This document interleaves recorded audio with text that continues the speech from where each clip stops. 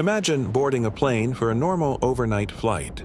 239 people on board, families sleeping, pilots experienced, weather calm, and then the aircraft simply disappears. No distress call, no explosion detected, no confirmed crash site. 1 minute, the plane was visible on radar. The next, it was gone. For years, governments, investigators, satellite experts, and even independent explorers searched thousands of miles of ocean trying to answer one terrifying question. What really happened to Malaysia Airlines Flight 370? Was it mechanical failure, hijacking, pilot suicide, or something even stranger? And the most disturbing part? Even today, nobody knows exactly where the plane is. This is the story of the greatest aviation mystery in modern history. It was March 8, 2014.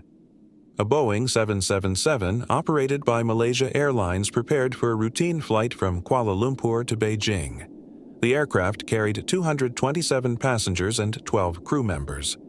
Among them were tourists, students, engineers, and entire families. Nothing seemed unusual. The captain, Zahari Ahmad Shah, was one of the airline's most experienced pilots, with over 18,000 flight hours. His co-pilot, Fariq Abdul Hamid, was young but properly trained. At 12:41 a.m. local time, Flight MH370 took off into the night sky. For the first 38 minutes, everything appeared normal. The plane climbed to cruising altitude and followed its assigned route. Then, at 1:19 a.m., air traffic control instructed the pilots to contact Vietnamese controllers as the aircraft approached another airspace sector. Captain Zahari replied calmly, "Good night, Malaysian 370. Those would become the last confirmed words ever heard from the cockpit. Seconds later, the plane vanished from civilian radar. At first, controllers assumed it was a technical communication issue. That happens sometimes, but minutes turned into hours. And MH370 never contacted Vietnam. No emergency signal was sent, no Mayday call, nothing. Then investigators discovered something shocking. Military radar had tracked an unidentified aircraft turning sharply away from its flight path shortly after disappearing from civilian radar. That aircraft was believed to be MH370. Instead of continuing toward Beijing, the plane turned west. It crossed back over Malaysia, then headed out over the Andaman Sea. This was not random drifting. The turns appeared controlled and deliberate. Someone was flying the aircraft. But who and why? Even stranger, several communication systems on the aircraft appeared to have been manually disabled. The transponder stopped transmitting. Communication links went silent. It was as if the plane had intentionally tried to disappear. For days, search teams looked in the wrong place. Ships and aircraft searched the South China Sea, expecting to find wreckage near the last civilian radar contact. But nothing was there. Then came a breakthrough. Investigators from the British satellite company Inmarsat discovered something incredible. Although the plane's communication systems were mostly disabled, the aircraft still exchanged tiny automatic signals, called handshakes or pings, with satellites every hour. These signals didn't reveal the exact location of the plane, but they helped investigators estimate where it might have traveled. Using complex calculations, experts concluded that MH370 had continued flying for nearly 7 more hours after disappearing. 7 hours. That meant everyone on board may have remained alive long after the aircraft vanished from radar. The satellite data suggested 2 possible routes, one north into Central Asia, the other south into the remote Indian Ocean. Investigators eventually focused on the southern route. If true, MH370 had flown into one of the most isolated places on Earth, a place where ocean depths reach thousands of meters, a place capable of hiding an aircraft forever, What followed became the largest and most expensive search operation in aviation history. Countries across the world joined the mission.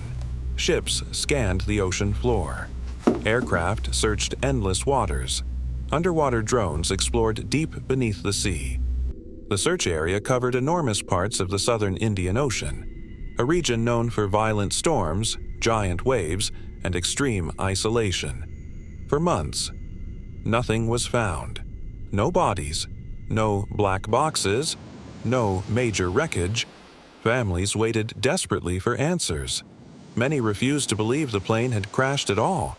Conspiracy theories exploded online. Some believed the aircraft had been hijacked. Others claimed it was secretly shot down. Some even suggested cyber attacks or hidden military involvement. The mystery grew larger every year. Then, in July 2015, more than a year after the disappearance, a piece of aircraft debris washed ashore on Reunion Island near Africa. Investigators confirmed it belonged to MH370.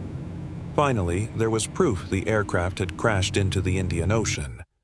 Over time, additional debris pieces appeared along African coastlines and nearby islands. But even with these discoveries, the main wreckage remained missing. The flight recorders, the black boxes capable of revealing the truth, were never recovered.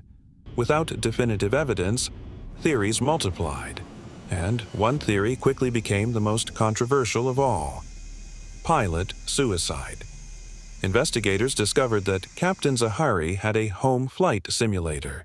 Some reports claimed deleted simulator routes resembled paths into the Indian Ocean. Supporters of the theory believe the captain intentionally diverted the aircraft before crashing it into the ocean. But there's a problem. No clear motive was ever found. Friends and family described Zahari as passionate about aviation and not visibly unstable. No suicide note existed. No direct evidence proved he deliberately killed everyone on board. Others believe a fire or decompression event may have incapacitated passengers and crew, leaving the aircraft flying on autopilot until fuel exhaustion. This is sometimes called the ghost flight theory. According to this idea, the plane continued flying silently until it ran out of fuel and crashed into the ocean. But critics argue the aircraft's unusual turns suggest active human control. There were also hijacking theories. Could someone on board have taken control? Was there political motivation? A terrorist operation? Again, no convincing evidence emerged. Every explanation leaves unanswered questions. And that's exactly why MH370 continues haunting the world. Behind the theories and headlines were real people. 239 lives vanished that night. Parents lost children. Children lost parents. Some families spent years hoping their loved ones would somehow return. Imagine never receiving a final goodbye. No final message. No confirmed answers. Just silence.